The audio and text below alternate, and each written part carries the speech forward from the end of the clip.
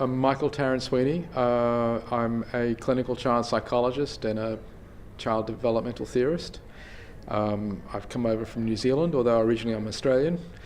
And my life's work really is about the development and well-being of children in care and how we can improve their care so that they can have more productive and enjoyable lives. The first message is probably not that unfamiliar to people, which is that as a population, this group is incredibly disadvantaged.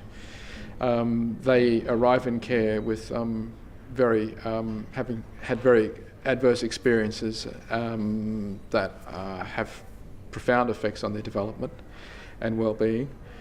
And so as a population of children, their particular vulnerability means that from a developmental point of view, there are particular ways we should be responding to that in order to make their lives right again. And yet, what we find is that the care system that we've inherited, that it has evolved over the last 2 centuries, both here in Europe and elsewhere, that there are elements of the care system that act against children's developmental recovery. And it's not rocket science. The complex developmental research is just confirming what most people would understand, the average person in the street would understand quite naturally, which is that what children need more than anything is security and love. And love is not transactional, love is not a commodity that you trade, but love is for keeps.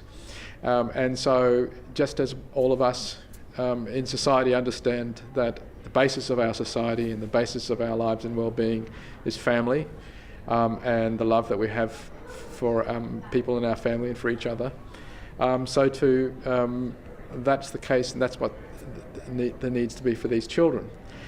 In many respects, however, they're developmentally primed to be feeling insecure. Their earlier adverse experiences of maltreatment mean that they often have distorted ways of seeing relationships, that they behave in all the kinds of ways that stop adults from getting close to them and feeling easy to love them.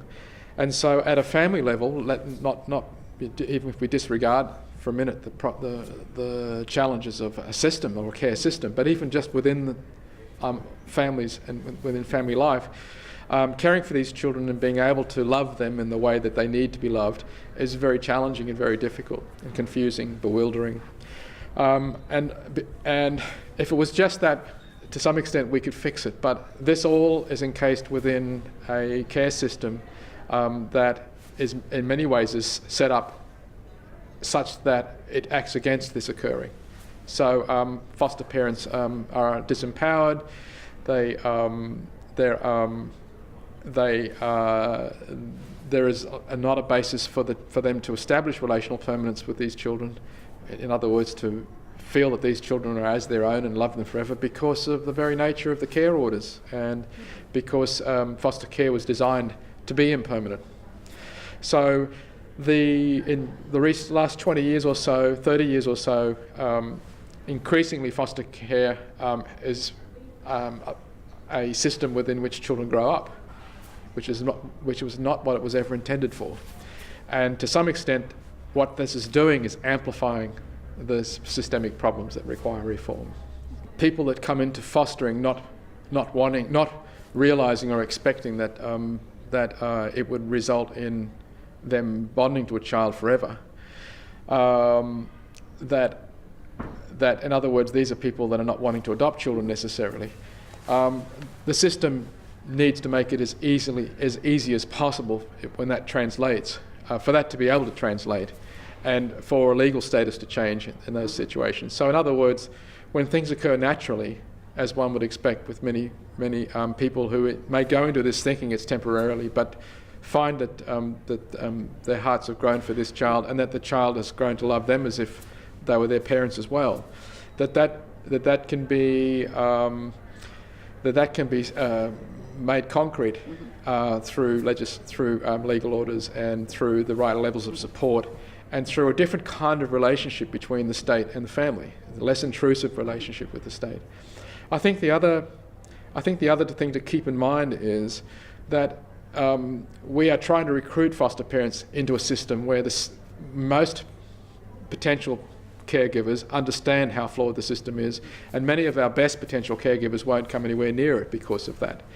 So a move towards a more permanent orders and a permanent care system actually opens up tremendous opportunity and scope to recruit more parents. In other words, presently we have difficulty finding people that will care for children, but if we change the kind of fundamental philosophies and the legal basis and the policies around caregiving, then there is scope, I think, to... I don't believe that society lacks parents who are willing to care for children. Yes.